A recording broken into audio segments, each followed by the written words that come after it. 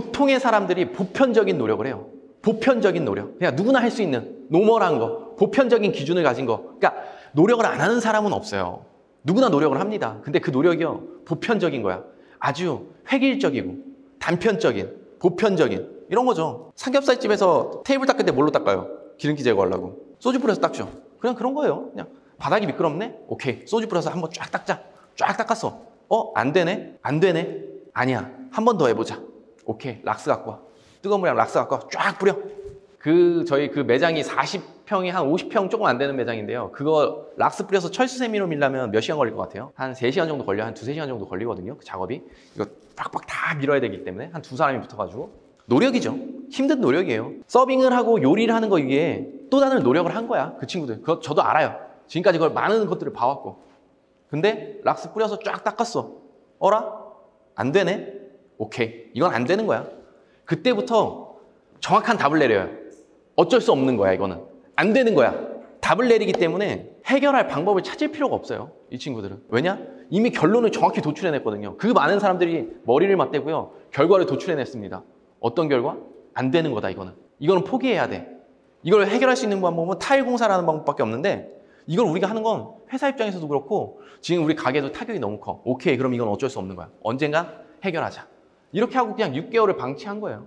이게 정말 누구나 하는 보편적인 노력인 거죠. 정말로 보편적인. 제가 쓰는 키링이 있거든요. 혹시 내 키링 받고 싶다, 내 키링 선물 받고 싶다 있으면 손 한 번만 들어봐요. 제일 빨리 들었으니까 제가 요 본사 하나 선물 드릴게요. 박수 한번 쳐주시고. 제가 키링 드릴게요. 제가 쓰는 키링이고 저희 직원들도 다 이 키링을 쓰는데 제 키링에 이렇게 써놨어요. 저는 해내야 하는 이유랑 할 수 있는 방법이라고 써놨거든요. 그러니까 저는 어떤 새로운 사업을 도전하건 아니면 어떤 위기가 봉착하건 진짜 딱 그것만 생각해요. 그러니까 내가 이 일을 왜 해내야 되는지 이유를 먼저 생각하고요. 그 다음에 할 수 있는 방법을 찾아요. 그러니까 안 되는 이유를 절대 생각하지 않습니다. 내 일이 왜 안 되는지에 대해서 아예 고민을 하지 않아요. 제가 지금 교육을 해요. 지금 한세엽이라는 교육회사를 운영하고 있거든요. 근데 제가 교육회사를 운영하는데 거기 찾아오는 수많은 저의 제자들, 수강생들이 그런 얘기를 많이 해요. 저는 나이가 많은데 될까요? 나이가 많으신 분들은 그 얘기를 제일 많이 해요. 그리고 나이가 어리신 분들은 그 얘기를 해요.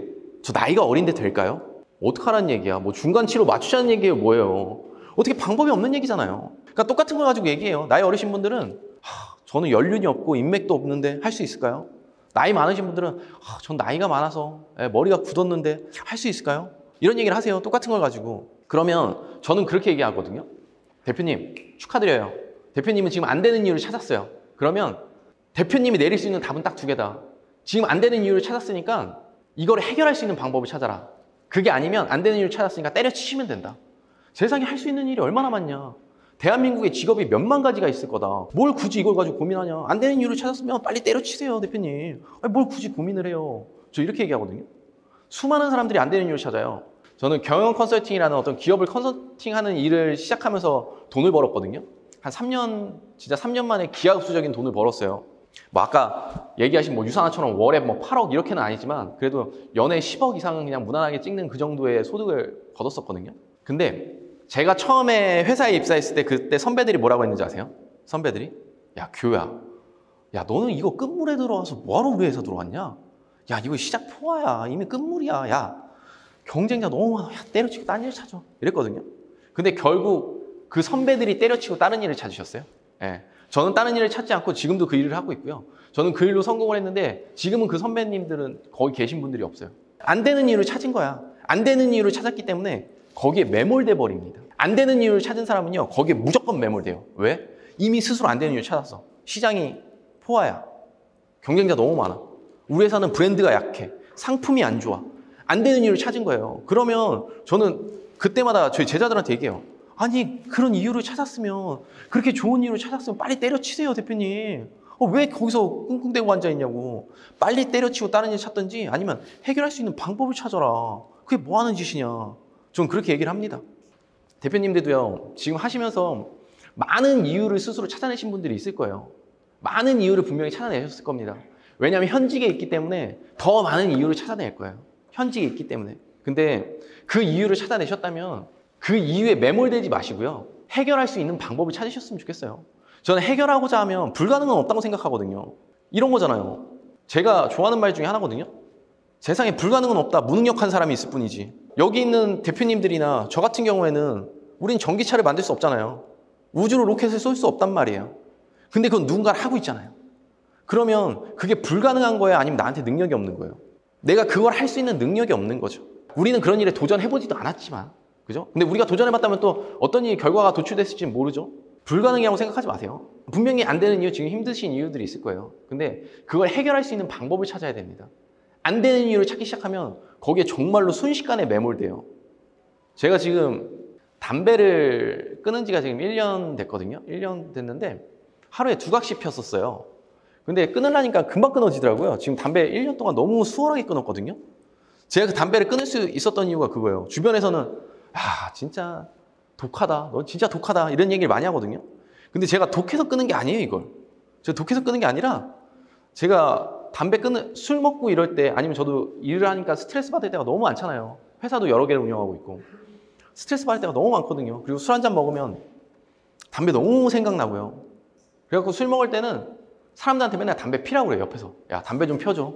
나 냄새라도 맡자. 이렇게라도 위안을 찾고 있거든요. 그러니까 맨날 참는 거야. 근데 제가 너무나 수월하게 담배를 끊을 수 있었던 이유가 큰 회사를 운영해보고 많은 조직원들이 있고 하다 보니까 이게 실패하는 사람들의 딱 공통점이 그거예요. 안 되는 이유를 찾아요.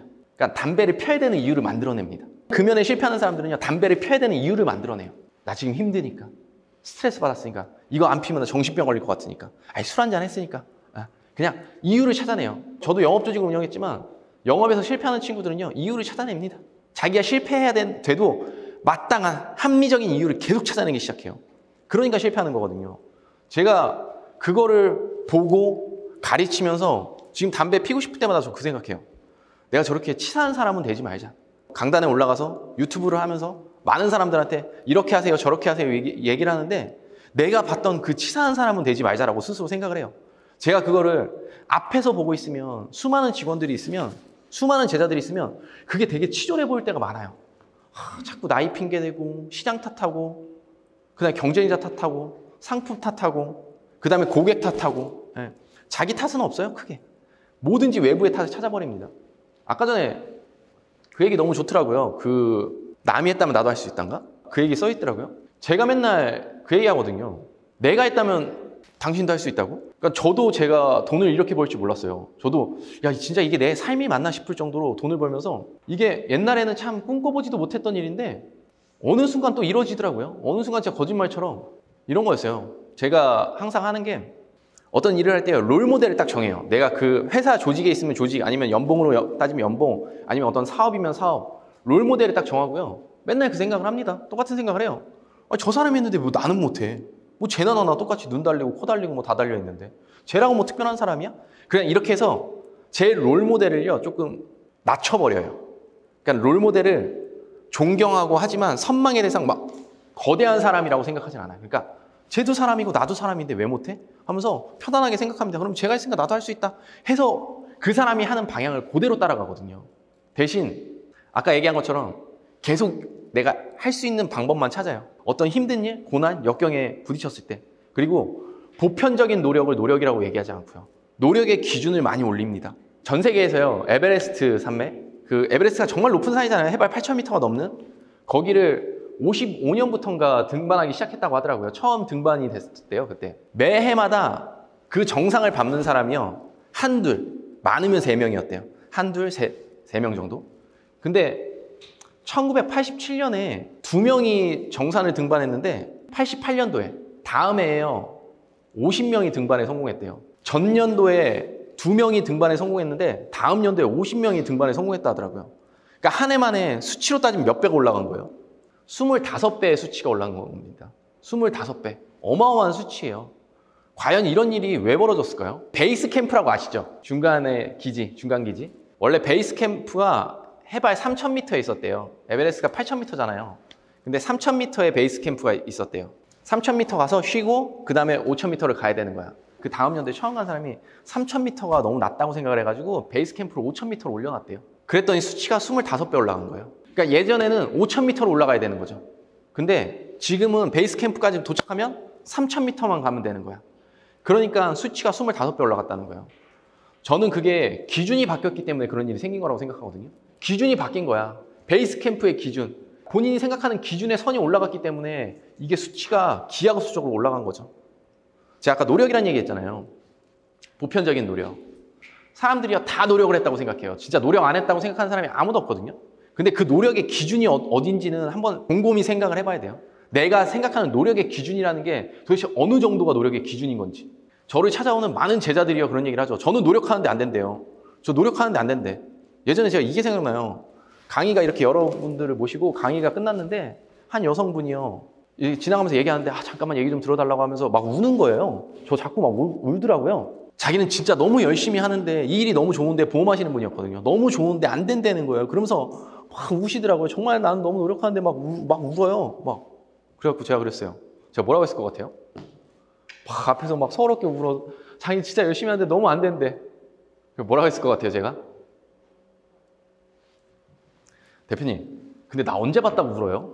대표님 나 알아요, 지금? 대표님이랑 나랑 지금 처음 만나지 않았어요?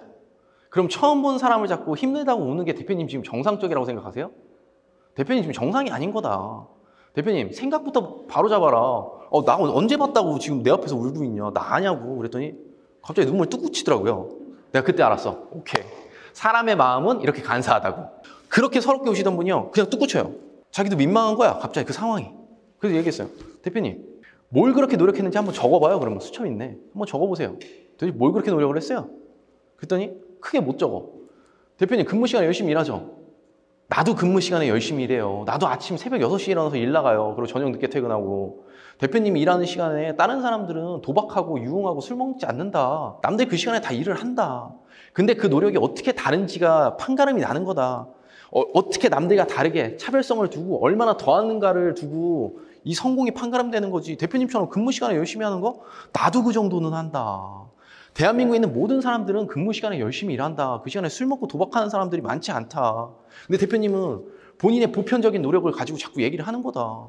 그러니까 눈물 뚝뚝 치시더라고요. 대표님 정신부터 다시 가다듬어라. 근데 그분 진짜로요.